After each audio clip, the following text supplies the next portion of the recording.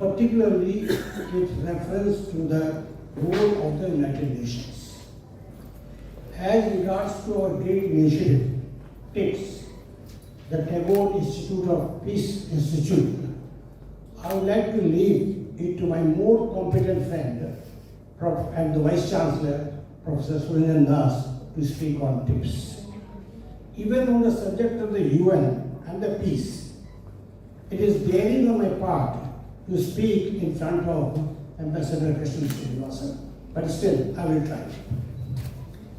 Since my association about 50 years ago with the World Federation of Human Association, I always dreamt of a peace university in India, the land of Buddha, Gandhi and Tagore, on the lines of University of Peace set up by the United Nations in Costa Rica in 1980.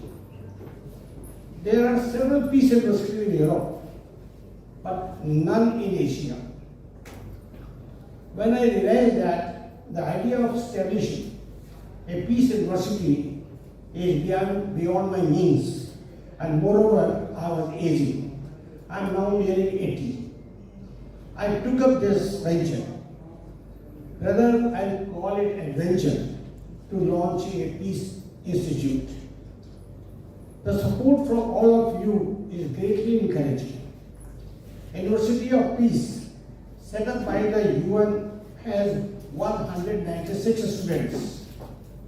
I need only 100 to make it a success. And I hope, Rahul, I'll get 100 students from all the teachers and the students and academic present here, and we'll be able to make it a success. On the subject of today's roundtable towards peace and conflict resolution, I'm sorry to begin with a statement that we are not living in a peaceful world. As you all know, right now we are at war with Pakistan. According to Global Peace Index, the world is at crossroads. 92 countries are currently involved in conflicts beyond their borders, India included. This number is the most since the World War II. Last year recorded 1,62,000 deaths in conflict-related violence. This was the second highest toll in the past 30 years, with the conflict of Ukraine and Gaza accounting for nearly 3/4 of the deaths. The economic impact of the violence in 2023 was $19.1 trillion US. Over the past decade, peacefulness, which is most important for the development, has declined in 9 out of 10 years.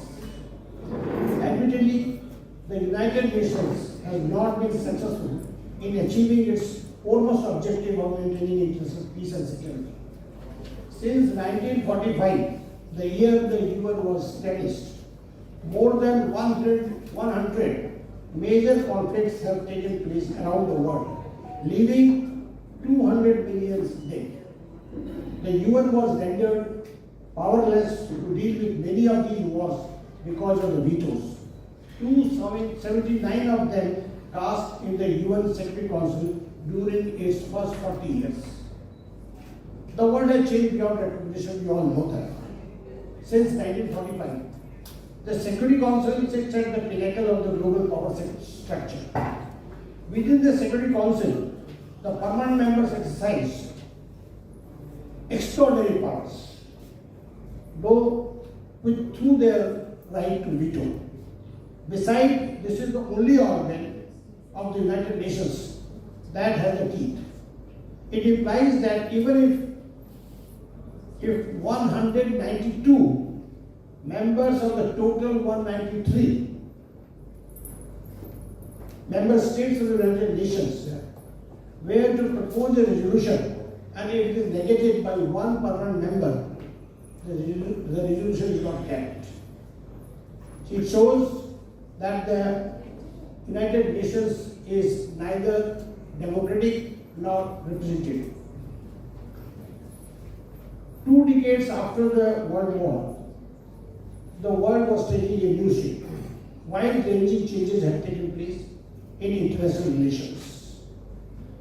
The US relevance has been questioned almost since its inception. But major powers ultimately decide that it is to their benefit to try to work with the United Nations. Coordinating policy through an institution with a global reach can be more efficient than working bilaterally. Historically, the United Nations was interested in dealing with conflicts between the states. However, Ambassador KRISHNAN, who is sitting next to me here, former Foreign Secretary of India, thinks, and I quote him from his book, Towards New Horizon, World Order in the 21st Century, published long before in 2009. And what a prophetic words that in the future, the balance of the world will be maintained among a few major states and the regional powers. The UN will continue to be a symbol of state sovereignty, and its remit in humanitarian, cultural and development good works will be unchallenged. But peace and security decisions at the regional level will be taken by the new powers on the basis of their self-interest, and this is important, and without reference to the United Nations. This is evident when we see a question mark on the relevance of the United Nations, be it Ukraine or Gaza. Here I would like to say that a narrow definition of the peace is that it is opposite to the concept of war, implying that where there is no war, there is peace. This definition is possibly problematic, as the absence of war does not always mean there is peace. Is war the policy option to effectively and favorably resolve an ongoing conflict of interest? War is, but only one of the numerous conflict resolution mechanisms. In China, fighting a battle finds a different expression. Sun Tzu's the famous quote is, to win 100 victories in 100 battles is not the acme of skill. To subdue the enemy without fighting the fight is the acme of the skill. In sum, apparently there is no longer a dividing line between a state of peace and a state of war. Wars now can be fought even without violence.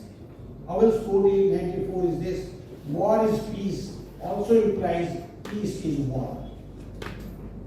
Unfortunately, the UN has contributed to many dramatic failures, often as a result of the indecision, either when member states cannot agree, or in the way, as in the way of Syria, or when their agreement falls short of what is needed, as in Bosnia and Rwanda, or when they selectively apply, this is very important, when the UN selectively applies or do not apply international norms to suit their interests, as in the war between Russia and Ukraine. The inherent relationship between the UN and the USA is a tension built in the UN fabric. The USA helped create the UN, as you all know, and also helped creating the existing world order, including the norms and the principles being applied for the international relations. Washington abides by these norms at least most of the time. When it does not go to the UN, there is a trade-off. It erodes the legitimacy of the US as an underwriter of the global order. This is one reason for the current crisis we are in. The question is, how can the institution like the UN react?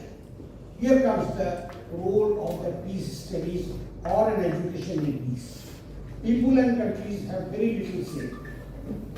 How will things play out?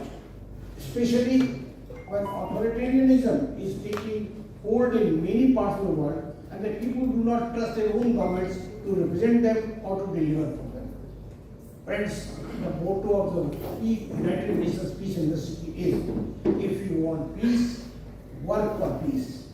Tips is a platform for you to work for peace. Please join it. Thank you very much.